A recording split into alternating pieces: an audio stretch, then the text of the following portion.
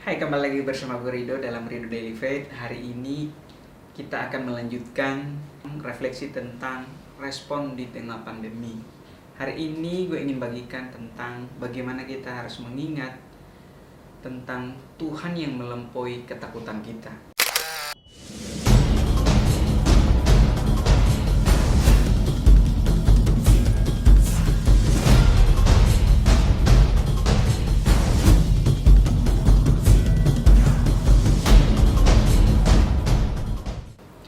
Mungkin saat-saat seperti ini sulit sih bagi kita untuk mengatakan bahwa kita nggak khawatir.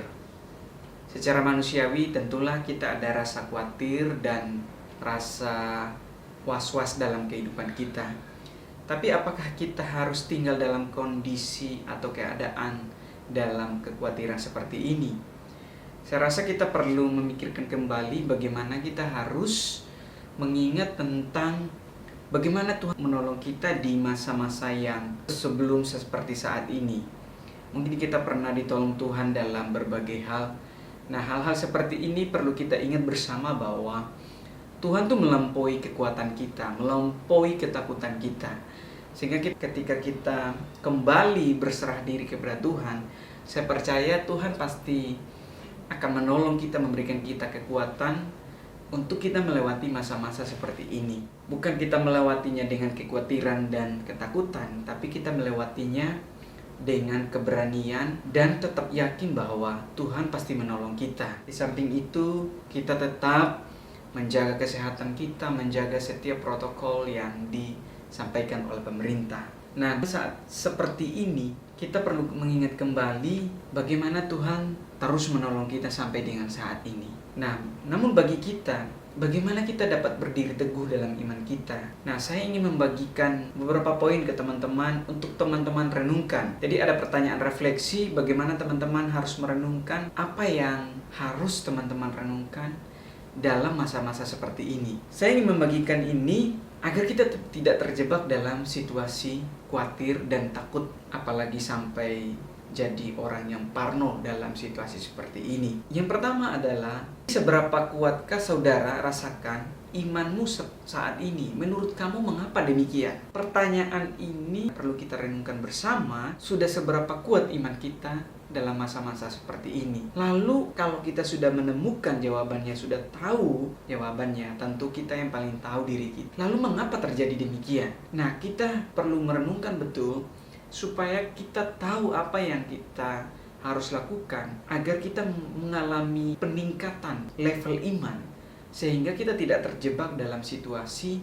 takut, panik, dan khawatir akan semua yang terjadi. Nah, yang kedua adalah, apa reaksi saudara di tengah pandemi seperti ini yang memberitahu saudara tentang iman saudara kepada Yesus? Bagaimana reaksi saudara, respon saudara yang memberitahu bahwa gini, sudah seberapa kuat imanmu pada Tuhan? Ini yang akan membuat saudara tahu bagaimana harus memperkokoh iman saudara di tengah-tengah situasi seperti ini. Nah, yang berikutnya adalah saudara bisa membuka Alkitab saudara dan membaca dalam Mazmur 139 ayat 16. Apa yang dimaksudkan Tuhan yang telah menulis semua hari yang dibentuk untuk kamu sebelum ada satupun yang Dia ciptakan. Nah, saya menyarankan kalau misalnya saudara punya banyak waktu untuk merenungkan, saudara boleh membaca pasal ini dari awal sampai akhir di Mazmur 139. Jadi kita merenungkan betul apa tujuan Tuhan dalam hidupmu. Ini akan menolong kita untuk kita mengerti bahwa Tuhan tuh punya rencana dalam kehidupan kita. Tuhan punya rencana jangka panjang dalam kehidupan kita, sehingga kita tidak menghabiskan masa hidup kita, apalagi dalam masa-masa pandemi coronavirus seperti ini, hanya dihabiskan dengan kekhawatiran dan ketakutan yang berlebihan. Nah, bagaimana kita merenungkan kembali, Tuhan sudah merancangkan hal-hal yang luar biasa dalam kehidupan kita, dan kita harus merenungkan itu. Ada maksud Tuhan yang dalam jangka panjang dalam kehidupan kita, dan kita harus menjalani menjalani masa ini sesuai dengan apa maksudnya Tuhan dalam kehidupan kita. Nah, yang keempat adalah, apa arti kata-kata itu bagi Anda pada hari-hari terakhir, kapanpun itu datangnya waktu cepat atau lambat. Luangkan waktu saudara untuk berdoa agar Allah Roh Kudus akan memateraikan setiap kebenaran firman Tuhan ini di hatimu. Kiranya firman Tuhan dapat mengubah hati dan pikiran saudara, mengubah hari-harimu menjadi hari-hari yang penuh makna dan tidak menjadi hari-hari yang sia-sia. Setiap janji Tuhan yang ada dalam firman itu, saudara renungkan. Apa arti kata-kata itu bagi saudara? Dan walaupun kita nggak tahu kapan datangnya hari terakhir dalam kehidupan kita, mari luangkan waktu untuk berdoa. Mari luangkan waktu untuk menyampaikan setiap isi hati kita kepada Tuhan. Dan biarlah setiap kebenaran yang kita renungkan, Roh Kudus memateraikan itu dalam kehidupan kita. Dan biarlah firman itu dapat mengubah reaksi, respon hati kita, mengubah cara berpikir kita, paradigma kita dalam mengelola hidup kita